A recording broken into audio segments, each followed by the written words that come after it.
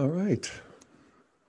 Hey, folks, Jeff Salzman here, and welcome to the Daily Evolver. Thank you so much for joining me today. Thank you to Integral Life for hosting us live here on Integral Live. And if any of you are looking for more of my work and the whole body of work, you can find it at dailyevolver.com. All right. Well, today I wanted to share some thinking that was spurred by some reading I did. And it's reading I do regularly. It's the Sunday Review of the New York Times, which is just a must read for me. It's a sort of a social, political, cultural commentary, and I think very well done. And today I wanted to start right in, and I'll sort of expound on some integral principles as I go. But as you can see, the cover article is called "Stop Counting Women. Quotas and tallies won't bring real progress on gender parity." And of the, I think, 18 articles in the Sunday Review, 7 of them are about this, ongoing cultural struggle between men and women, male and female, and the gender and all of it. And I want to start with an article that I found just really interesting. And it's written by Michelle Goldberg, who is the kind of reliably progressive side of the street columnist for the New York Times. And it's an article about a feminist that I'd kind of forgotten about, but she was big in the culture wars of the 70s and 80s, that first wave of feminism. Andrea Dworkin, Dworkin. And here's a picture of her.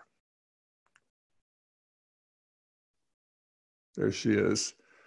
And as Michelle Goldberg quotes Andrea Dworkin, she says, "I'm a radical feminist," she once said, "not the fun kind."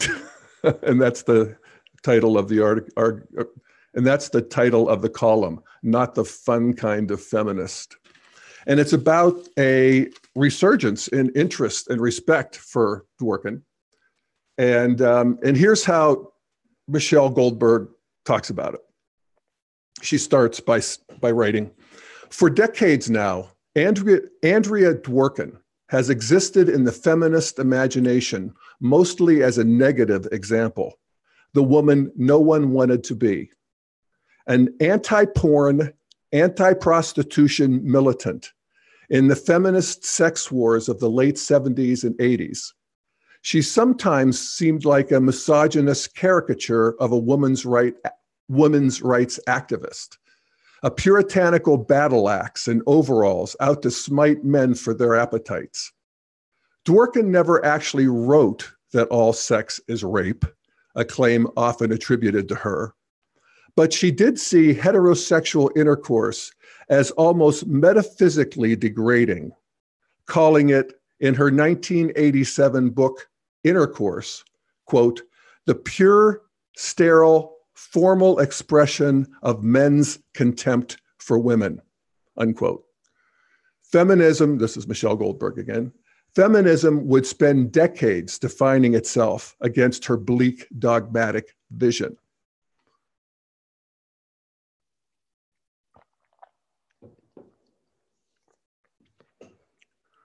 She goes on to write, "So it's been striking to see that recently, feminists have started invoking Dworkin, who died in 2005, in a spirit of respect and rediscovery." Now, Goldberg points out that Dworkin is still officially wrong politically, according to the feminist orthodoxy. She writes, "The resurrection of Dworkin's work and reputation is in some ways quite strange, because her contemporary admirers tend to reject her central political commitments. Dworkin, who'd turned tricks as a broke bohemian young woman, wanted to outlaw prostitution and pornography, And in the 80s, she made an alliance with and in the 1980s, she made an alliance with the religious right to push anti-pornography legislation. There's no sympathy for such a bargain in feminist circles today, where it's mostly taboo to treat sex work as distinct from any other kind of labor.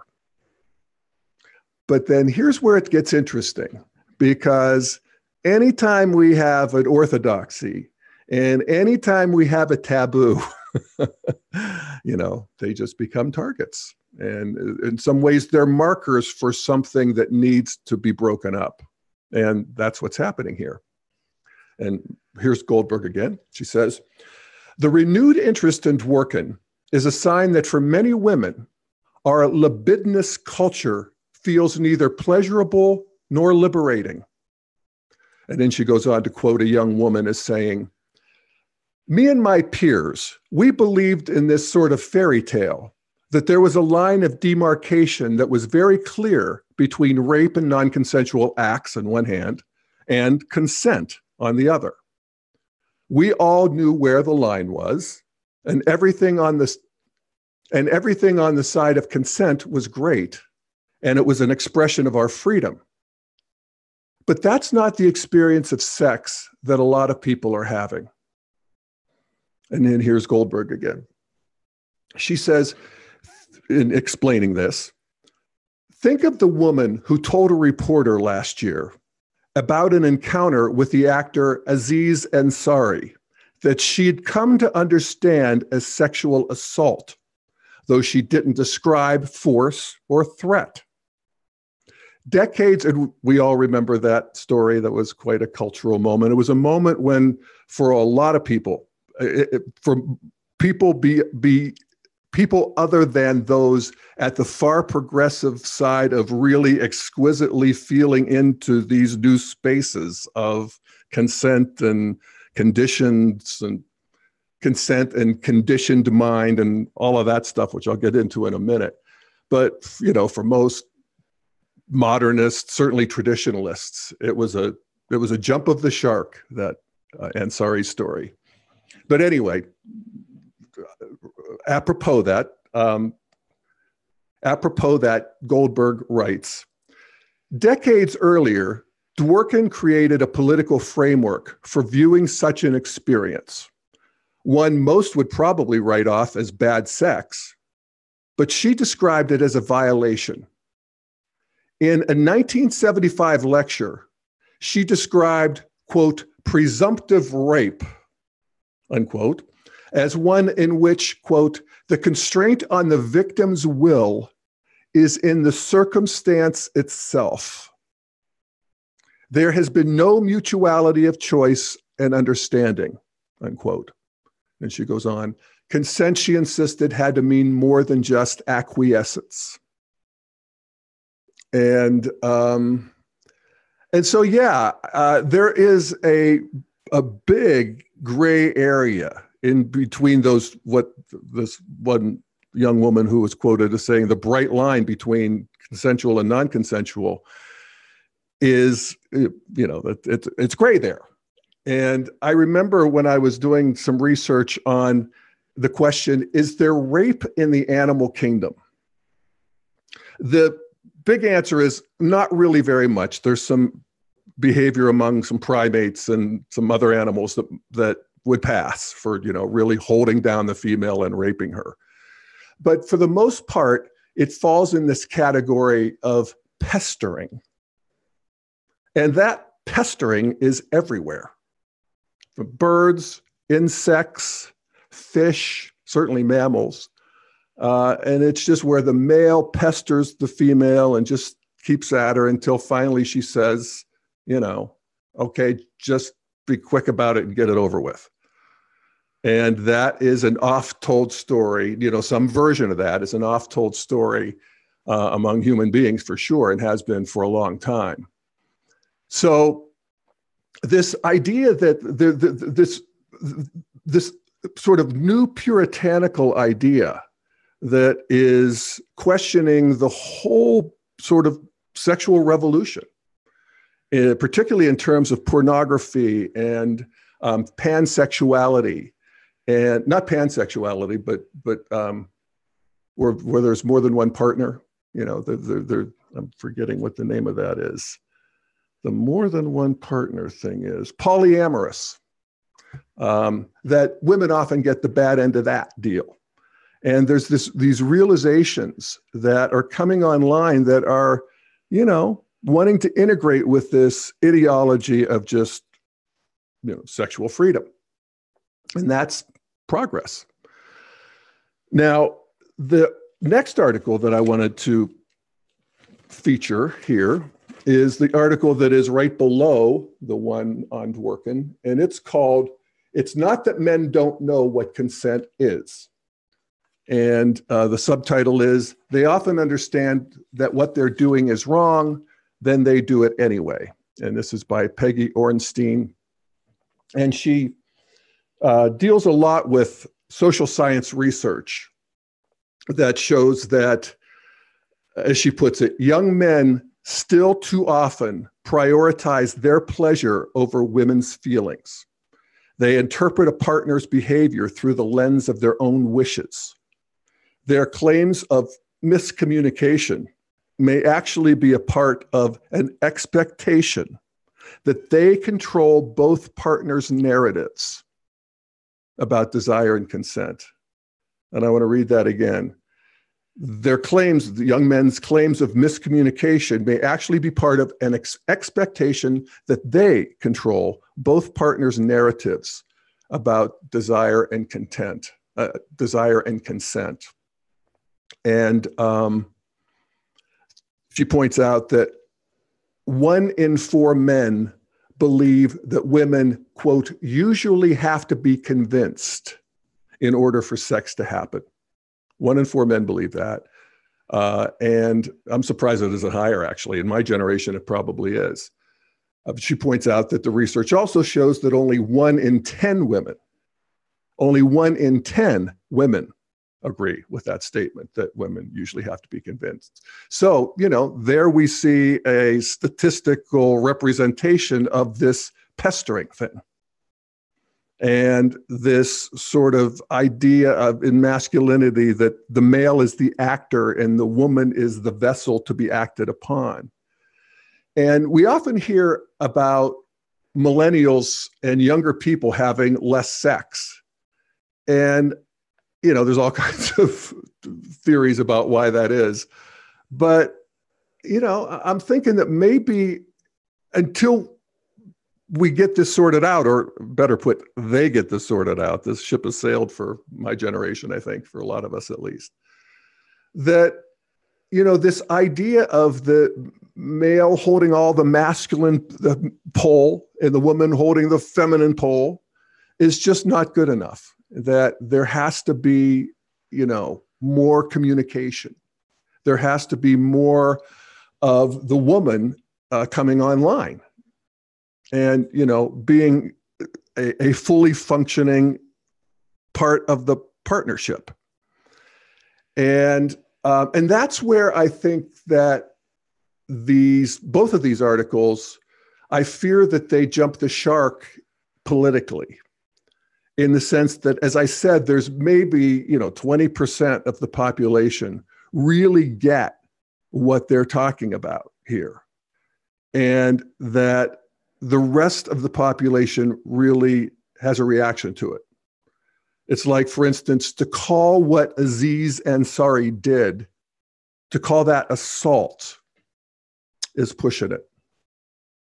And you know, Aziz Ansari himself came out and said that he learned a lot from this and he saw things that he needed to see and so forth. There was a teaching to be had here, but it completely left the woman powerless.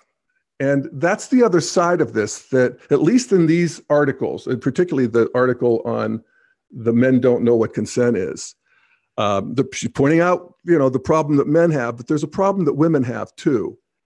And, you know, as she says at the end of her article here, all the research indicates that women's accusations, all all the research indicates that women's accusations are inherently more credible than male denial, regardless of how vehement that denial may be. Vehement? Yeah, regardless of how vehement that denial may be. And that we need to, okay, hang on, let me just say that again. Okay, so she's looking at all this social science research about how men think and how they misread these situations and how they do it sort of to serve their own interests. And she sums it up by saying that this research that she cites indicates that women's accusations, in these cases that go to court, women's accusations are inherently more credible than male denial, regardless of how vehement that denial may be. And again, I think that's a shark jump. And I know my enlightenment alarms go off there, that everybody's equal in the eyes of the law. And that's going to be a very, very hard sell, even though I know what she's talking about. And then she has the, obligatory final paragraph about what needs to be done. And this is that we need to fully educate boys. Yes, of course. And that's happening in the culture. I mean, my God, it's everywhere. And everybody's getting educated in real time. I am too. I've said this before that, I see women as more as people than women than I did 2 years ago before the Me Too and all of that. And I think a lot of people are really learning a lot here. So, okay, we need to fully educate boys, not only about the importance of consensual, ethical, mutually pleasurable sexuality, but also about the ways their own sense of entitlement may blind them to those values, leading them to cause harm, whether or not they choose to see it. And I think that's right. And, maybe it's another article, but it also needs to be said that girls need to be educated to recognize the same thing. These patterns of conditioning, of submission, of seeing the boy's needs as more important than her own, to then actually learn how to say, no, stop. I mean, that's not what the girl with Aziz Ansari did. And then, to communicate and to have this, more full integration of the masculine and feminine in both people. And that is, I think, really where evolution is taking us. There are a couple other articles that I'd point out in the review section. One of them is, find it here, this one. Well, actually, what that is interesting is the title article, "Stop Counting Women," which is actually an article, I was a little disappointed in it. It actually does sort of argue for a sort of an integral perspective in the sense that she argues that we don't need quotas and we don't need hard numbers, but we do need to take into account how women and men are being treated. And I don't think it's terribly profound, but there is one paragraph in there that really hit me between the eyes. And she's talking about, she writes, "It can be difficult to see the forest when you're busy counting the trees." She says, "Not every cracked glass ceiling is a victory. Recently, major newspapers trumpeted the fact that women hold all of the highest positions at the Central Intelligence Agency, the CIA, women in all of the highest positions. Plus, the chief executives of 4 of the nation's 5 biggest military contractors are now women. the CEOs at Northrop Grumman, Lockheed Martin, General Dynamics, and the defense arm of Boeing. They all have hashtag lady bosses. It's hard to imagine our feminist forebears seeing female dominance of the military-industrial complex as an unmixed blessing. And I think that's true. And very, very interesting. And this is, if people always say, what's an example of integration? And the biggest one and the most obvious one is the integration of how men and women have integrated the masculine and feminine poles. And I know I've talked about that a couple times here. And the polarity between masculinity and femininity is actually seen as basic to the creation of the cosmos, that reality arises out of the tension between the active pole on one side and the receptive pole on the other. Or as in Zen Buddhism, they talk about it as plus and zero. And that is sort of the fundamental animating energetic of creation. And then those are personified because we feel them in our own bodies and we feel them in our own psyches. And for humans, the masculine pole is the pole that's challenging, while the feminine pole is nurturing. The masculine is stoic. The feminine is expressive, emotional. The male is disciplined. The female, spontaneous. The male wants to adore, and the female wants to be adored. And you can feel the juice of these, and the evolutionary potency of these. I always love the lines from Walt Whitman where he writes, out of the dimness, opposite polarity, opposite equals advance. Always substance and increase. Always sex.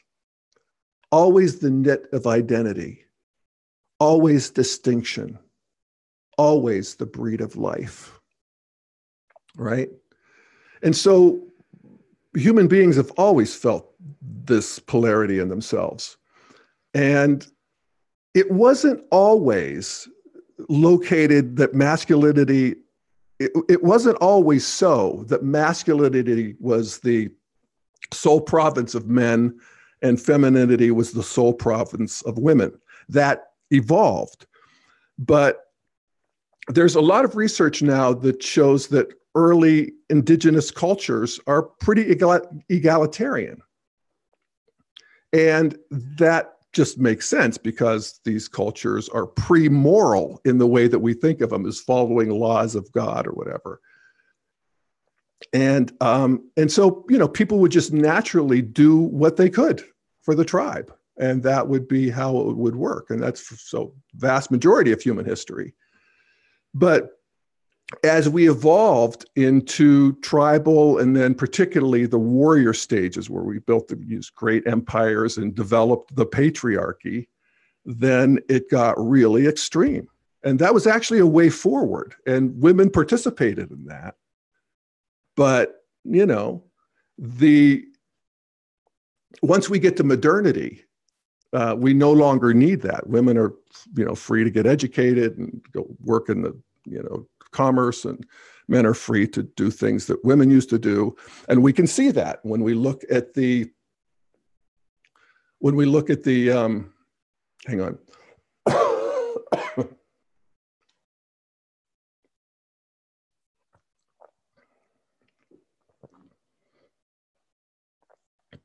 And we can look at that, and we can see that when we look at the relationship of our grandparents, our parents, our own relationships, that of our children, what's happening now in terms of women just insisting on being seen as, fully valuable and fully real. I always love this quote from Dworkin. In fact, I'll see if I can find it. Yeah, here it is.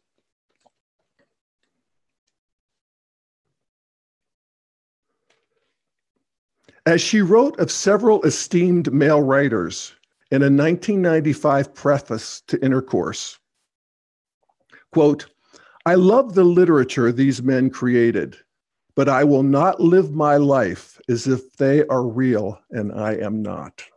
I love that, because we all want to be real.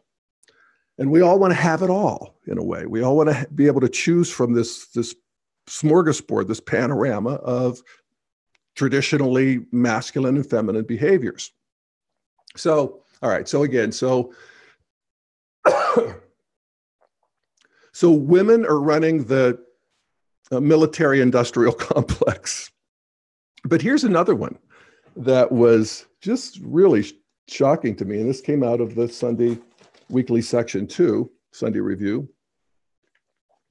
And this is an article that says, What Baby Formula Does for Fathers. Subhead, It's harder to parent equally when you can't feed your child. And it's by Nathaniel Popper, who is the finance and technology writer for the New York Times. So he's a little bit out of his bailiwick, but it's a really interesting article.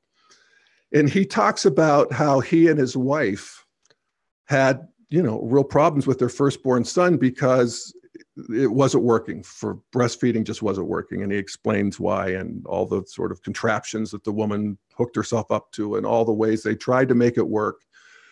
And then finally, they just, out of necessity, went to baby formula. And the father was able to start feeding the baby. And so he did. And as he writes, I can still remember the calm that came over him, the baby, when I finally gave him that first bottle and he began sucking and then kept going. He lay there, nestled in my forearm, and let me gaze at him. For a baby who had been constantly hungry and fussy, this moment was a wonderful gift. I had heard about the shot of endorphins that mothers got during feeding. While I don't know about the physiology in my own case, I can say that I came to associate feeding my son with a profound sense of well-being, and I assumed the feeling was reciprocal.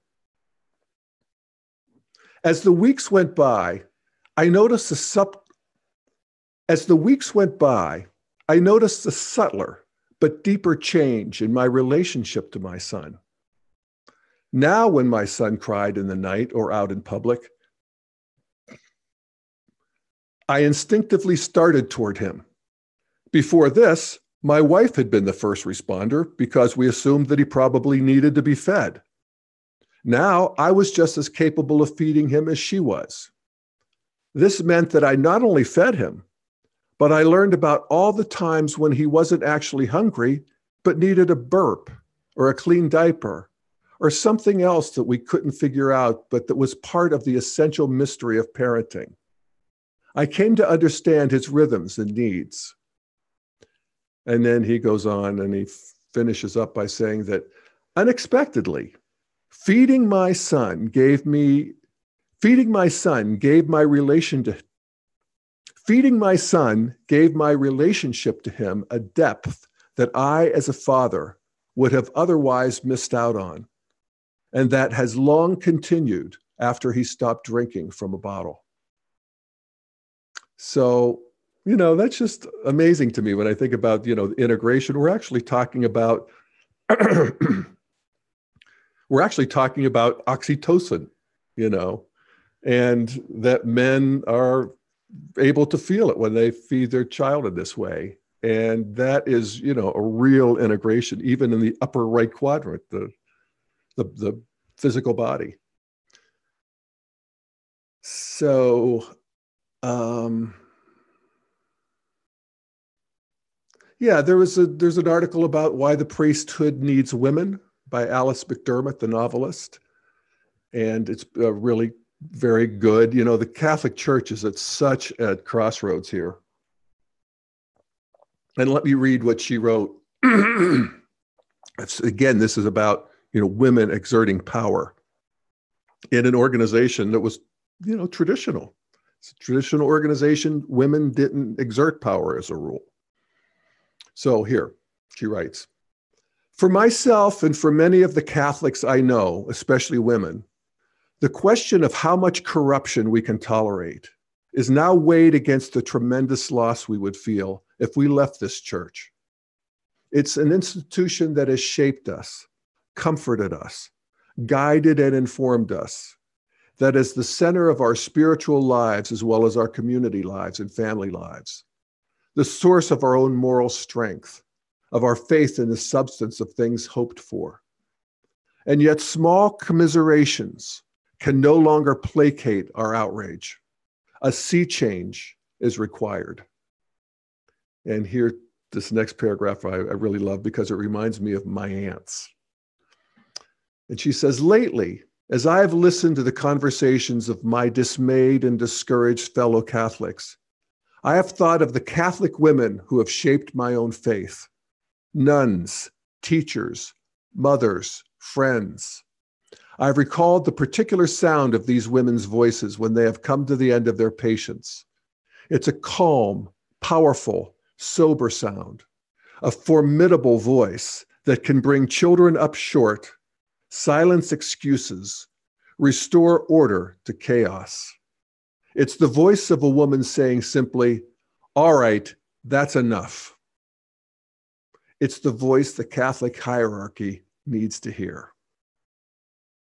Yay, you go, girls. That is very inspiring. And of course, then there's Ross Douthat's column about why we need to keep the traditional forms of Catholicism and celibacy and all of it. Hey, so anyway, the beat goes on, but we can definitely see integration here, with the new sort of anti-porn, not so reflexively sex positive feminism that's beginning to see some of these other layers of dominance and submission that we want to uncover.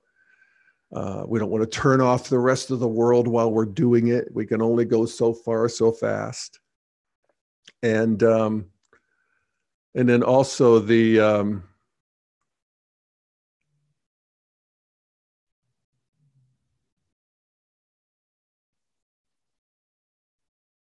yeah, so I think that's it. All right, folks. Well, thank you for listening and tuning in. And again, you can find my stuff at dailyevolver.com. Thank you again to Integral Life and Integral Live for hosting us. And we'll see you next time on the Daily Evolver. Bye, folks.